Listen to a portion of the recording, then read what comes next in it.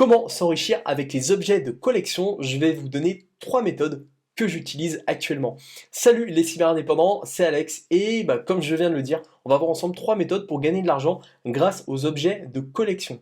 Mais avant de démarrer cette vidéo, cliquez juste en dessous sur le bouton s'abonner pour rejoindre plusieurs milliers de web entrepreneurs et pour ainsi manquer aussi aucune de mes vidéos par la suite.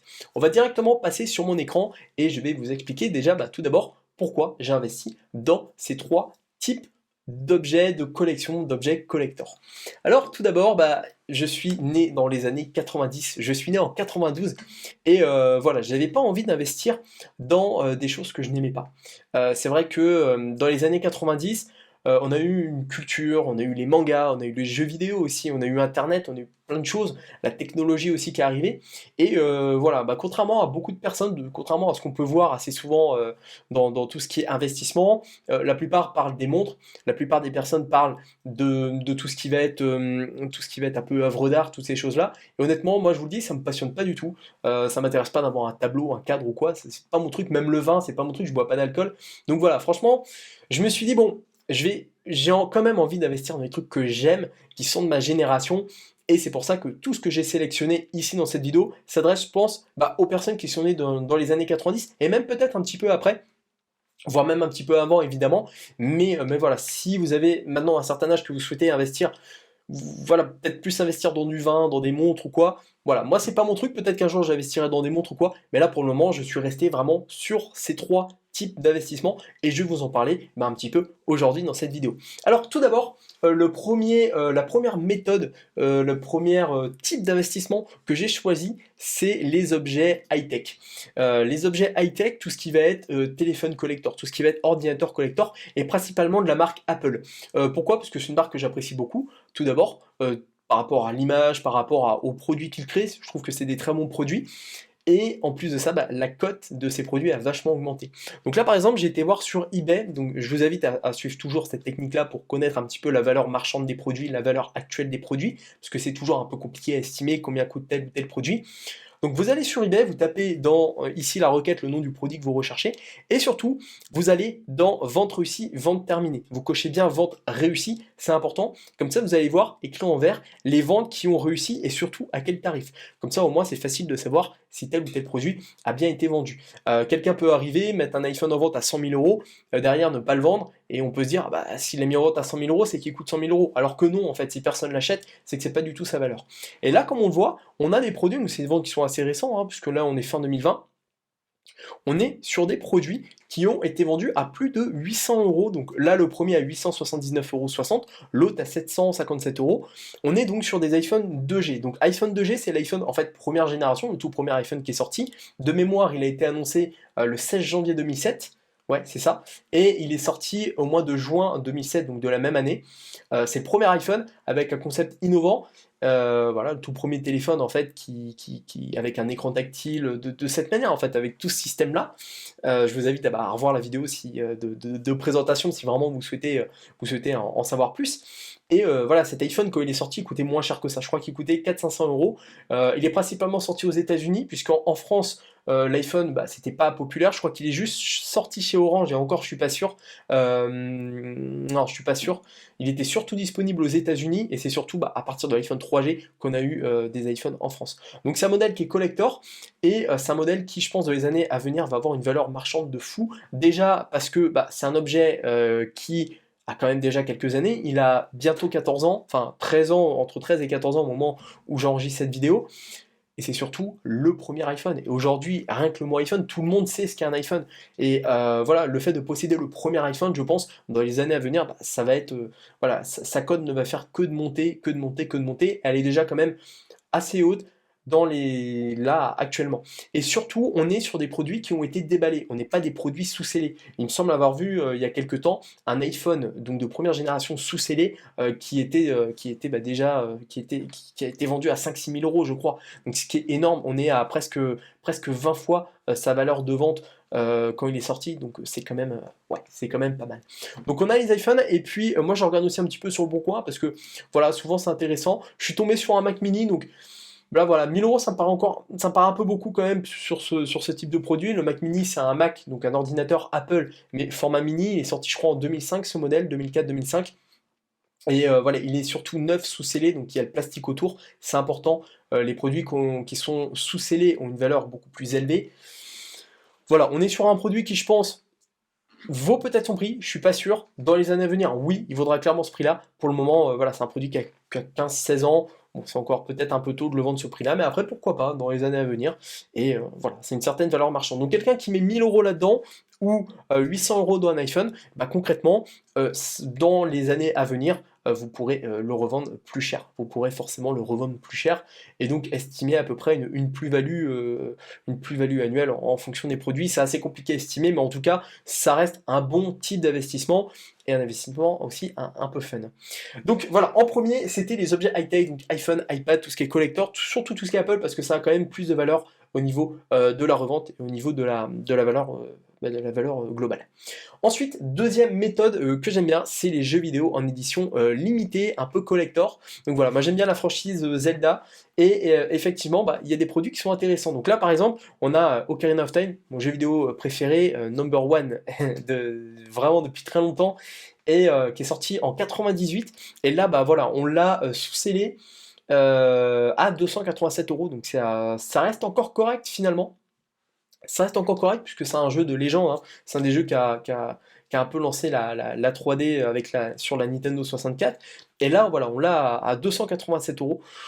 Donc voilà, bon, après c'est une version anglaise, c'est un peu dommage, mais voilà, ça reste un bon produit, il s'est vendu à ce prix-là, et ça m'étonne même pas. Donc sachant que voilà, quand il est sorti, c'est un produit qui à peu près, avec l'inflation, devait coûter une trentaine d'euros, si je dis pas de bêtises. N'hésitez pas à me dire en commentaire si je suis à peu près bon par rapport à ça, je me rappelle plus trop combien coûtaient les jeux de Nintendo 64 à l'époque, surtout qu'on était encore en francs, mais voilà, et là on a sur un produit qui a multiplié sa valeur par je sais pas combien, et il ne peut que prendre de la valeur dans les mois et années à venir, bah forcément puisqu'on est déjà sur des objets de collection. Donc là ici on a une GameCube, aussi pareil, je me rappelle quand c'était sorti, bah, cette GameCube coûtait le même prix finalement que les autres GameCube, peut-être un poil plus cher, et bon aujourd'hui voilà, vous l'achetez, vous la conservez, neuve sous scellé, vous la revendez, je crois que celle-là en plus a été ouverte, elle n'est pas neuve sous scellé, je pense que neuve sous scellé elle se revend même deux fois plus cher, donc voilà, il y a vraiment de très bonnes affaires à faire, et même au niveau des éditions limitées, là on est sur du Breath of the Wild qui est sorti il y a que 3 ans finalement, et le prix déjà est bien élevé, donc il y a énormément de choses à faire. Le petit Game Watch ici, je l'ai justement, c'est vrai il est rangé, mais j'aurais pu vous le montrer. Voilà, j'ai plein de petits Game Watch comme ça, je crois que j'en ai 5 ou 6, et voilà, effectivement la valeur n'a fait que de monter ces dernières années, donc voilà, j'ai peut-être plus de 1000 euros de valeur de Game Watch, faudrait que j'estime ça, mais en tout cas c'est intéressant aussi ce genre de produit. Donc voilà un petit peu les objets, les jeux vidéo collector. Hop, ma souris ne veut plus fonctionner. Hop, voilà. Et on va aller donc pareil sur le bon coin. Je regarde un petit peu sur le bon coin. Donc là pareil, on est sur une Wii U, donc qui est assez récente. Je crois qu'elle est sortie en 2012 ou 2013 la Wii U. Et là on est voilà sur un pack collector qui est lui cette fois neuf sous scellé, mint aux conditions, donc c'est vraiment la condition neuve. Et là, voilà, pour collectionneur, quelqu'un qui est fan de Zelda, il garde cette Wii U dans un coin, et je pense que pareil, il va prendre de la valeur dans les mois et années à venir. Donc ça, c'est pareil, c'est super intéressant aussi d'avoir ce genre de produit. Donc voilà, en deuxième, les jeux vidéo. Après, là, je vous ai parlé de Zelda, mais il y a tellement de franchises de jeux vidéo. J'aime bien notamment Street Fighter, il y a pas mal de choses avec Street Fighter.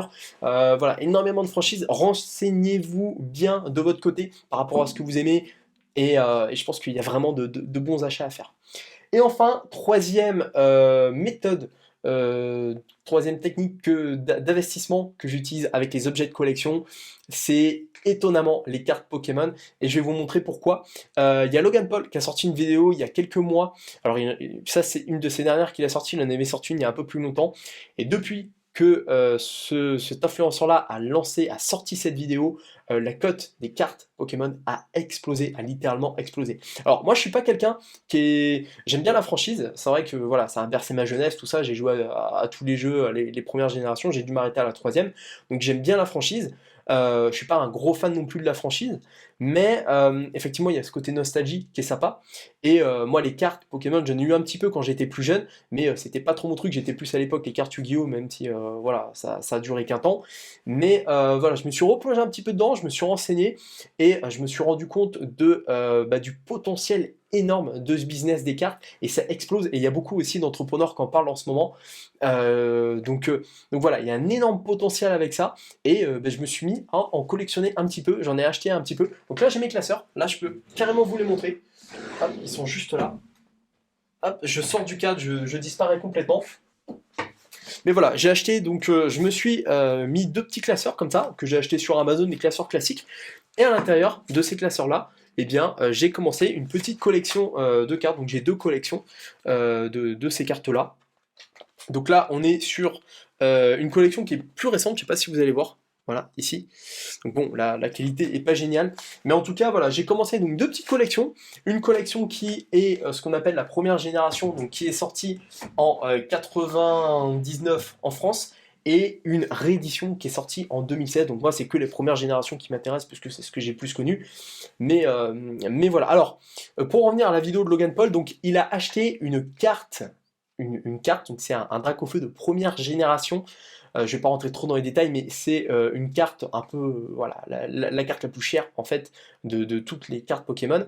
Et il l'a acheté 150 000 $ à un collectionneur qui en avait 7. Donc cette vidéo elle est assez dingue. Et voilà, il arrive avec une mallette de 150 000 $ dedans.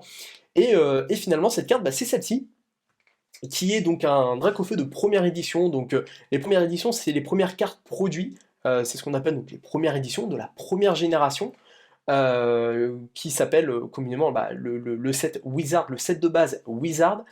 Et voilà, cette carte, comme on peut le voir, elle s'est vendue 11 750 € avec 87 enchères, donc une carte qui coûte le prix d'une voiture, je ne sais pas si vous réalisez, et alors que voilà, il y a quelques années, ces cartes-là coûtaient beaucoup, beaucoup moins cher.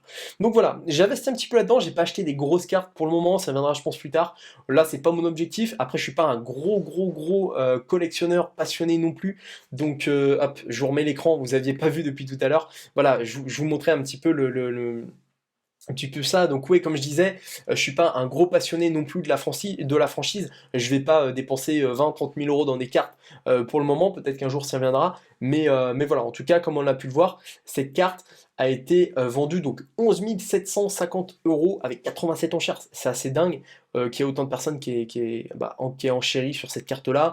Celle-ci 2299 €.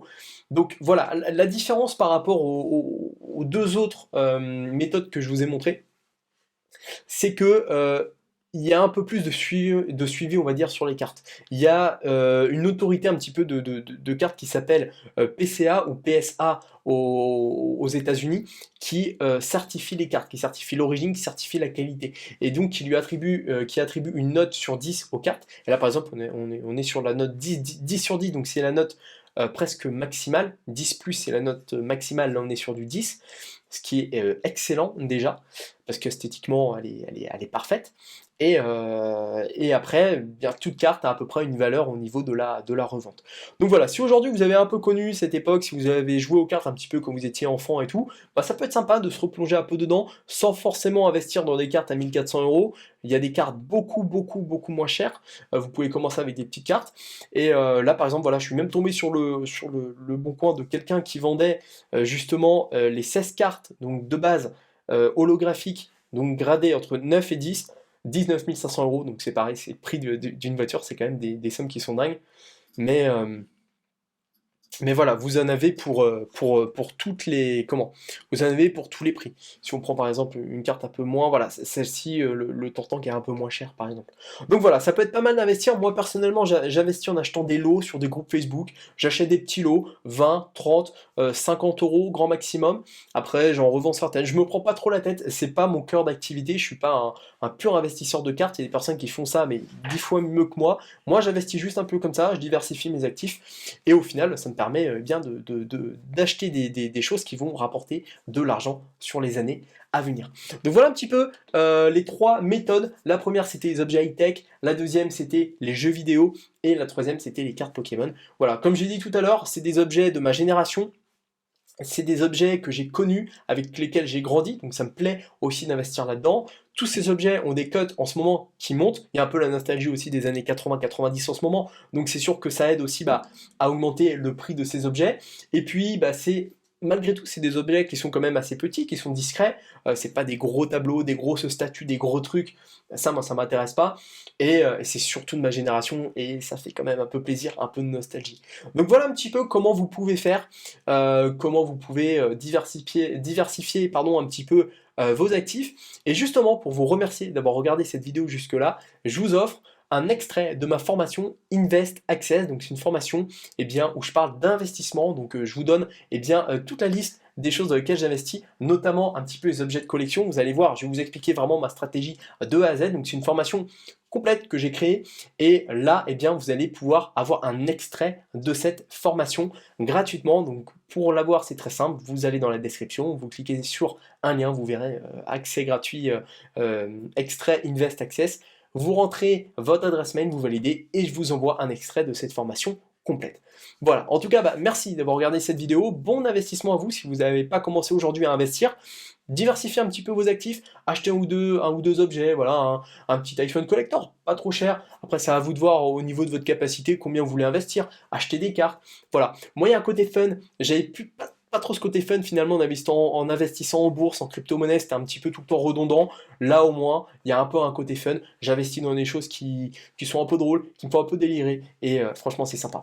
Allez, bon investissement à vous, et surtout, à votre succès.